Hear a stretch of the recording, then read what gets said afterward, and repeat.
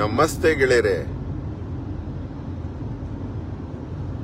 ಅಹೋರಾತ್ರ ನಿಮ್ಗೆ ಯಾವಾಗ್ಲೂ ಹೇಳ್ತಾ ಇರ್ತಾನೆ, DVJ ಅವರ ಒಂದು ಮಾತಿದೆ, ಪದ ಕುಸಿಯೇ ನೆಲವಿಹುದು ಮಂಕುತಿಮ್ಮ ಅಂತ. ಅಂದ್ರೆ ಈ ಜಗತ್ತನ್ನ ನಾವು 3 ಭಾಗಗಳನ್ನಾಗಿ ಮಾಡೋಣ. ಭೂರ್ ಭುವ ಸುವಹ ಅಂತ ಇದು ನಮ್ಮ ಗಾಯತ್ರಿ ಮಂತ್ರದಲ್ಲಿ ಓಂ ಆ ಭೂ ಮಾ ಅಂದ್ರೆ ಓಂ ಅಂತ. ಭೂರ್ ಭುವ ಸುವಹ 3 ಭಾಗ. ಏನು ಭೂರ್ ಭುವ ಸುವಹ ಅಂದ್ರೆ ದೇಹ, ದೇಶ, ದೇವ ಅಂತ. ದೇಹ ಅಂದ್ರೆ ನಮ್ ಬಾಡಿ, ದೇಶ ಅಂದ್ರೆ ನಮ್ ದೇಶ, ಅದಾದ್ಮೇಲೆ ದೇವ ಅನ್ಲಿಮಿಟೆಡ್, 0 to ಇನ್ಫಿನಿಟಿ. ನೋಡಿ ಎಷ್ಟು ಚೆನ್ನಾಗಿದೆ.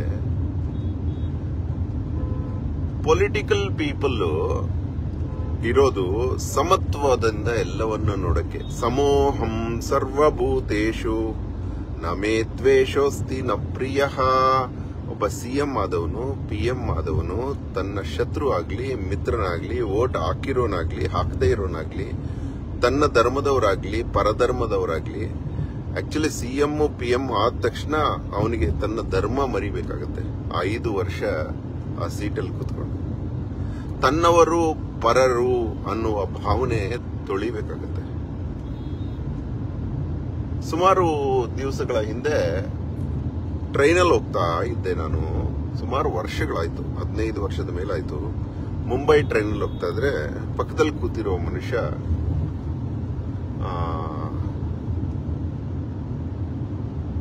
ಇದೇ ರೀತಿ ಮಾತಾಡ್ತಾ ಇದ್ದ. ಒಂದು ಘಟನೆ ಹೇಳ್ದ, ತುಂಬಾ ಆಶ್ಚರ್ಯ ಆಗೋಯ್ತು.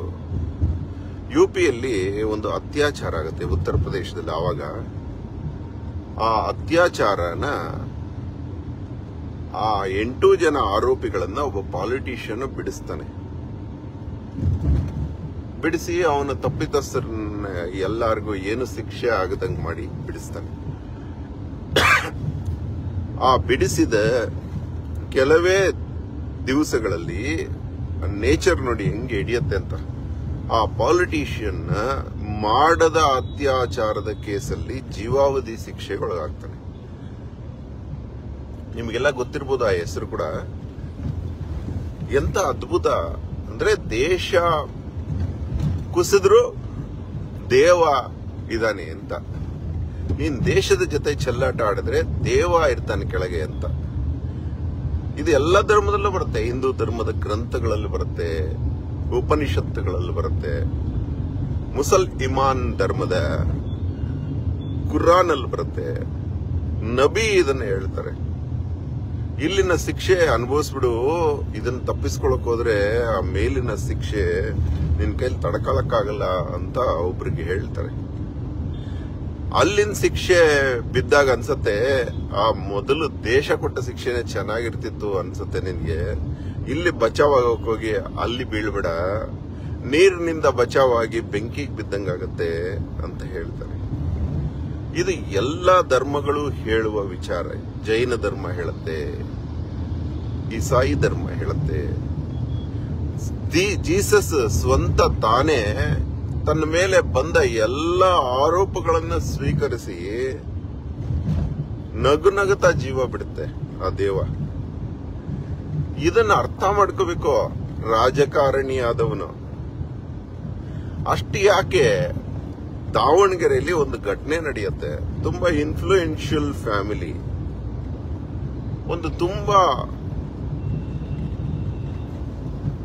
ಹ್ಯಾಂಡ್ ಟು ಮೌತ್ ಬಡವರ ಫ್ಯಾಮಿಲಿಯ ಹೆಣ್ಣು ಮಗಳನ್ನ 5 ಜನ ಹುಡುಗರು ಸೇರಿ ಅತ್ಯಾಚಾರ ಮಾಡ್ತಾರೆ. ಅವರು ಆ ಇನ್ಫ್ಲೂಯೆನ್ಸ್ ಯೂಸ್ ಮಾಡಿಕೊಂಡು ಕೋರ್ಟ್ ಇಂದ ಬಿಡಿಸ್ಕೊಂಡು ಆ ಹೆಣ್ಣು ಮಗುವಿನ ತಂದೆ ತಾಯಿನ ಶಿವಮೊಗ್ಗಗೆ ಓಡಿಸ್ಬಿಡ್ತಾರಂತೆ. ಆದ್ರೆ ಮತ್ತೆ ನಡೆದದ್ದೇನು ಗೊತ್ತಾ, ಒಂದೇ ತಿಂಗಳೊಳಗಡೆ ಆ 5 ಜನ ಕಾರ್ ಆಕ್ಸಿಡೆಂಟ್, ಬೇರೆ ಬೇರೆ ಕಾರ್ ಆಕ್ಸಿಡೆಂಟ್ ಅಲ್ಲಿ ಸತ್ತೋಗ್ತಾರೆ. ಹೀಗೆ ಪೊಲಿಟಿಕಲ್ ಇನ್ಫ್ಲೂಯೆನ್ಸಸ್ ಅಲ್ಲಿ ಅನೇಕ ಕೇಸಸ್ ಮುಚ್ಚಲಾಗಿತ್ತು. ಇದು ತುಂಬಾ ವಾರ್ನಿಂಗ್ ಕಾಲ್ ಎಲ್ಲರಿಗೂ ಹೇಳ್ತಾ ಇದೀನಿ. ನಮ್ಮ ಕರ್ನಾಟಕದ ಧರ್ಮಕ್ಷೇತ್ರದಲ್ಲಿ ಆದಂತಹ ಒಂದು ಅತ್ಯಾಚಾರ, ಅನೇಕ ಅತ್ಯಾಚಾರಗಳಾಗಿದೆ ಅಂತ ಅಲ್ಲಿನ ಹೋರಾಟಗಾರರು ಹೇಳ್ತಾರೆ. ತುಂಬಾ ಅತ್ಯಾಚಾರಗಳಾಗಿದೆ. 92 ಹೆಣ್ಣು ಮಕ್ಕಳ ದೇಹ ಆ ನಯನಾವತಿ ನದಿಲಿ ಸಿಕ್ಕಿದ್ವು, ತೇಲ್ಕೊಂಡು ಬಂತು.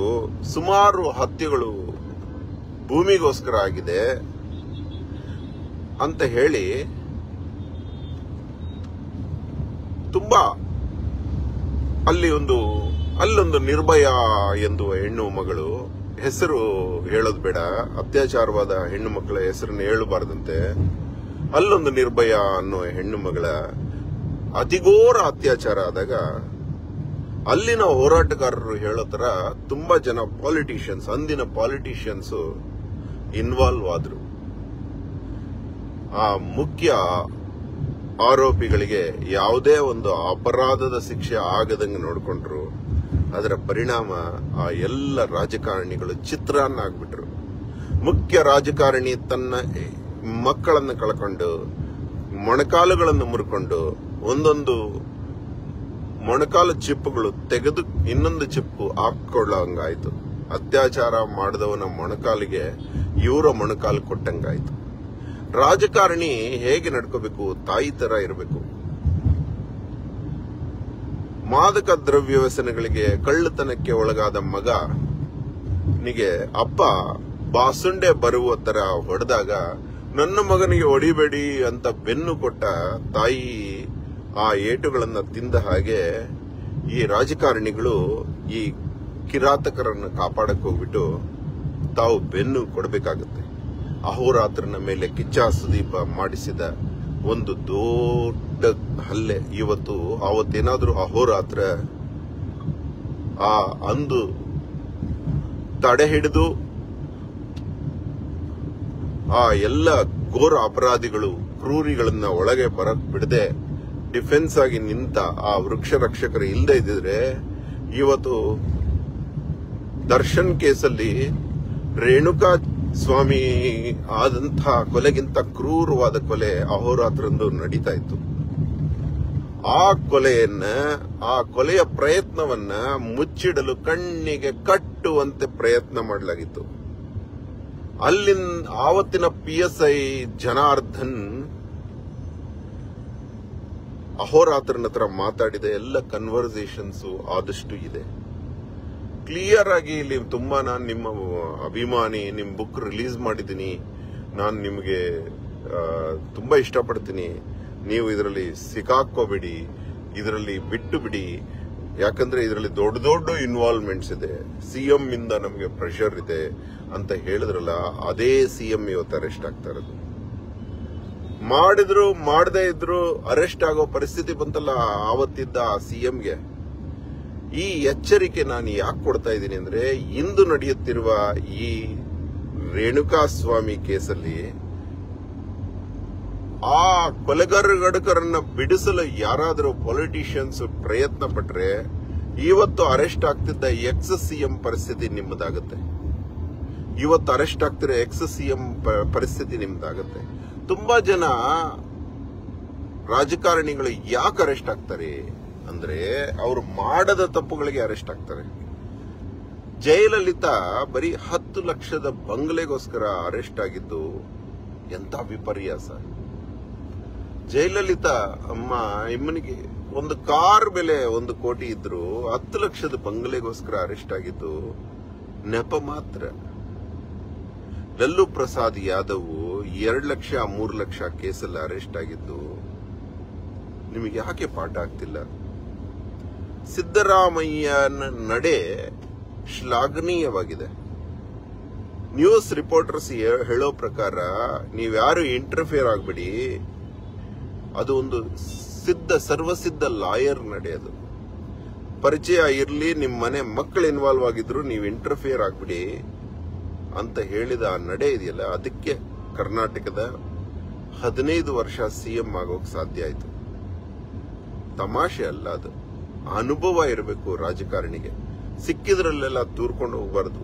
ಹತ್ಯೆಗಳು, ಅತ್ಯಾಚಾರಗಳು, ಇವುಗಳ ಕೇಸಲ್ಲಿ ಬಿಡಿಸೋಕೋದು. ನಮ್ಮ ಹುಡುಗ ಪರ ಹುಡುಗರನ್ನ ಮಾಡದ ತಪ್ಪಿಗೆ ಶಿಕ್ಷೋದು, ತಮ್ಮ ಹುಡುಗರನ್ನ ಮಾಡಿದ ತಪ್ಪಿನಿಂದ ಬಿಡಿಸೋದು, ಇದೊಂದು ಅಸಹ್ಯಕರ ಬೆಳವಣಿಗೆ.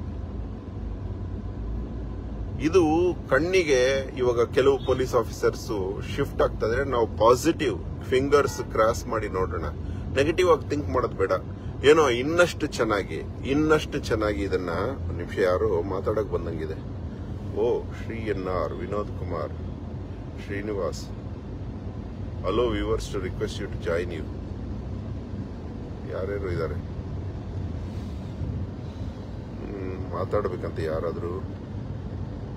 HK ಗೌಡ, ಯಾಕೆ ಮಾತಾಡ್ಬೇಕು ನೀವೆಲ್ಲ? ಸೋಮಶೇಖರ್,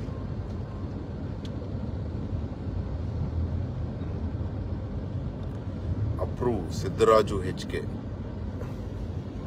ಇರ್ಲಿ ನೋಡಿ, ಇದನ್ನ ನಿಮ್ಮ ಹಿತಕ್ಕೋಸ್ಕರ ಹೇಳ್ತಾ ಇದ್ದೀನಿ. ಹಿತಚಿಂತಕರೇ, ರಾಜಕಾರಣಿಗಳೇ, ನಿಮಗೆ ಯಾಕೆ ಅಡ್ಮಿನಿಸ್ಟ್ರೇಷನ್ ನೋಡಿ, ನ್ಯಾಯಾಂಗ, ಧರ್ಮ ಅನ್ನೋದು ಪರಿಪಾಲನೆ, ಸತ್ಯ, ಧರ್ಮ, ನ್ಯಾಯ ಮೂರು ಇರಬೇಕು. ನ್ಯಾಯಾಂಗದಲ್ಲಿ ಬೆರಳಾಡಿಸ್ಬೇಡಿ.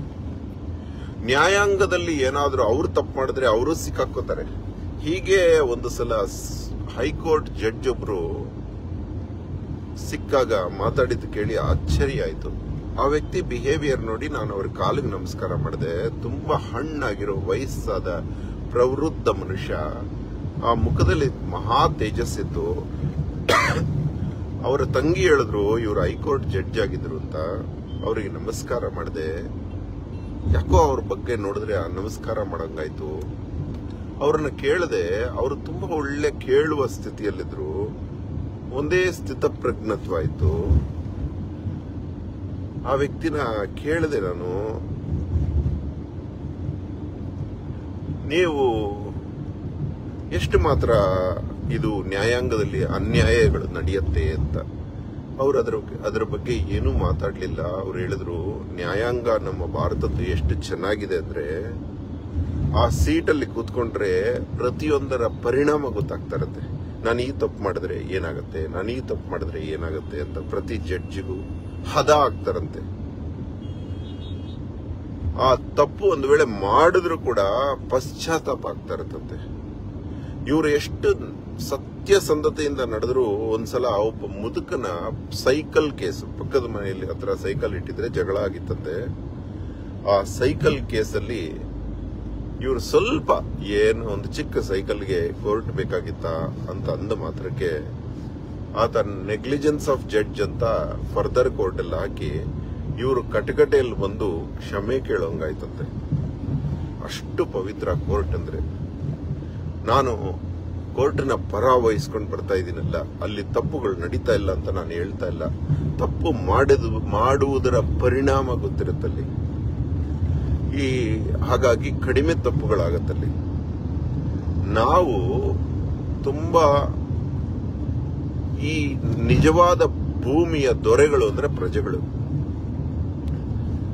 ನಮಗೆ ಅನ್ಯಾಯ ಆದಾಗೆಲ್ಲ ಎದುರಿಸುವಂತ ಅವಕಾಶಗಳು ನಮ್ಮ ಸಂವಿಧಾನದಲ್ಲಿದೆ.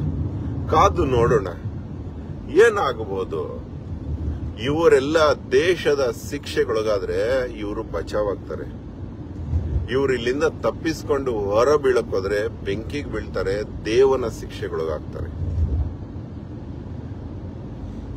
ನಿಮಗೆ ಹೇಳಿದ ಕರ್ನಾಟಕದ ನಿರ್ಭಯ, ಧರ್ಮಕ್ಷೇತ್ರದ ನಿರ್ಭಯ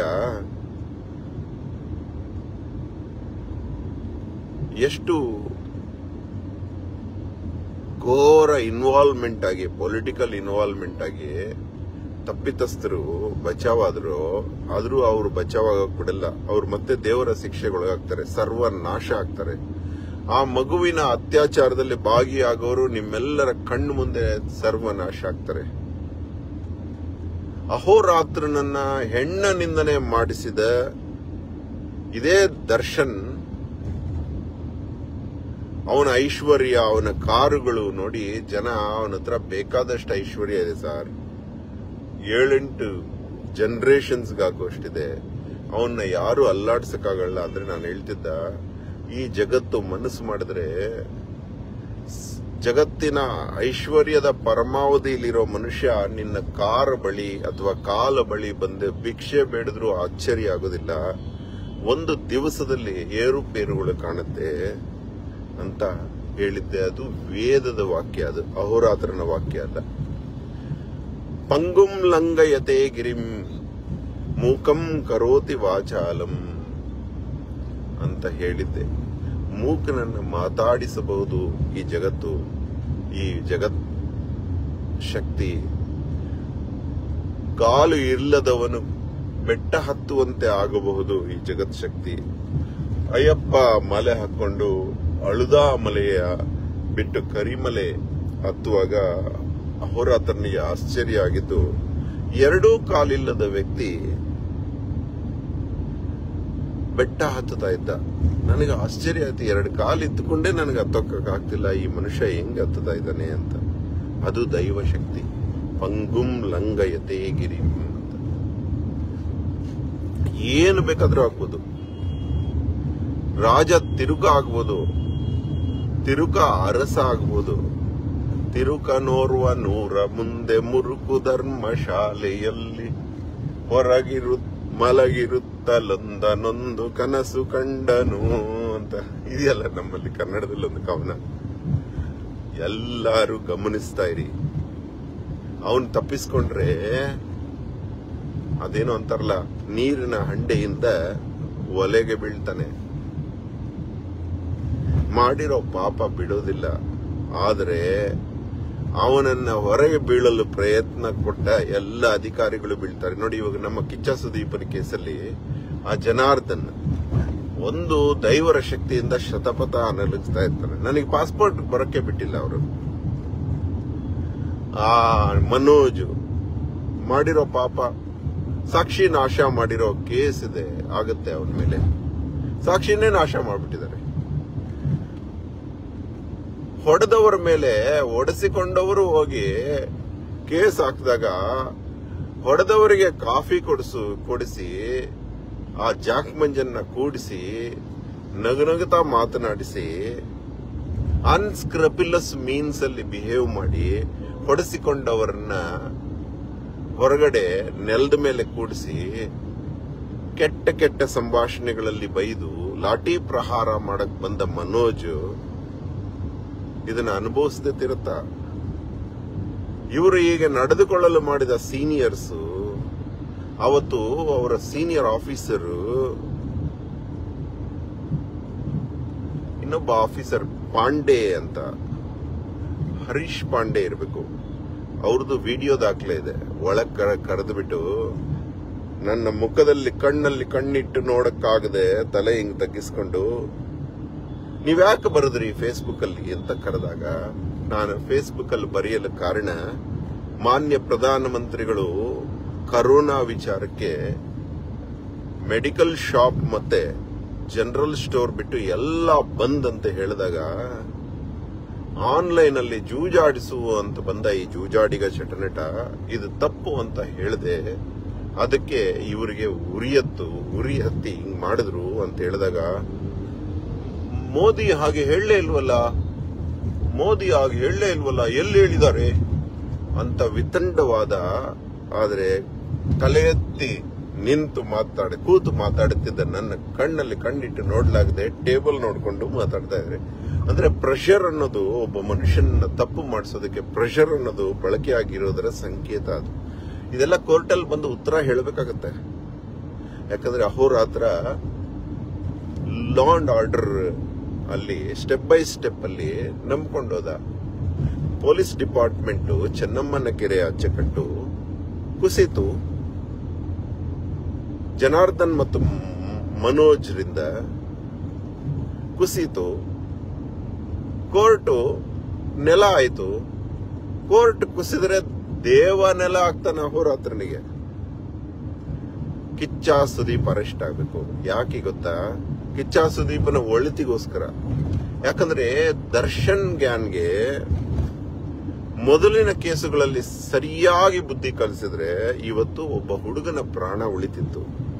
ಅಹೋರಾತ್ರನ ಮೇಲೆ ಅಟ್ಯಾಕ್ ಮಾಡಿ ಅಹೋರಾತ್ರನ ಪ್ರಾಣ ಉಳಿತು. ಆ ಕೇಸಿಂದ ಇವರು ಬಚಾವ್ ಮಾಡಿದ ತಪ್ಪಿಗೆ ಕಿಚ್ಚ ಸುದೀಪ್ನ ಕಡೆಯವರು, ಕಿಚ್ಚ ಸುದೀಪ ಮತ್ತೆ ಮುಂದೊಂದು ದಿನ ದರ್ಶನ್ ತರ ಹತ್ಯೆ ಮಾಡಿ ಸಿಕ್ಕಾಕೋಬಹುದು. ಆದರೆ ಆ ಹತ್ಯೆಗೆ ಒಳಗಾದ ವ್ಯಕ್ತಿಯ ಜೀವ ಹೋಗೋದಕ್ಕೆ ಇವರು ಸಾಕ್ಷಿ ಆಗ್ತಾರೆ. ಲಾ ಅಂಡ್ ಆರ್ಡರ್ ಪ್ರಾಪರ್ ಆಗಿ ಕೆಲಸ ಮಾಡಬೇಕು. ಇವತ್ತು ಅರೆಸ್ಟ್ ಆಗ್ತಾ ಇರೋ ಸಿಎಂ ಆವತ್ತು ಸಪೋರ್ಟ್ ಮಾಡಿ ಆ ಕೇಸಲ್ಲಿ ಕಿಚ್ಚ ಸುದೀಪನ ಹೆಸರನ್ನ ಸರ್ವ ಜನ ಸಮಕ್ಷಮದಲ್ಲಿ ಕಿಚ್ಚ ಸುದೀಪನ ಹೆಸರು ತೆಗೆದ್ರೆ ಮಾತ್ರ ನಾವು FIR ಮಾಡ್ತೀವಿ, ಅಹೋರಾತ್ರ ಪ್ಲೀಸ್ ನಿಮ್ಮ ಧರಣಿ ನಿಲ್ಲಿಸಿ ಅಂತ ಹೇಳಿ ಕರೋನಾ ದೆಸೆಯಿಂದ ಜನ ಸೇರಿ ತೊಂದರೆ ಆಗಬಾರ್ದು ಅಂತ ಭಗವಂತನಲ್ಲಿ ಪ್ರಾರ್ಥನೆ ಮಾಡಿ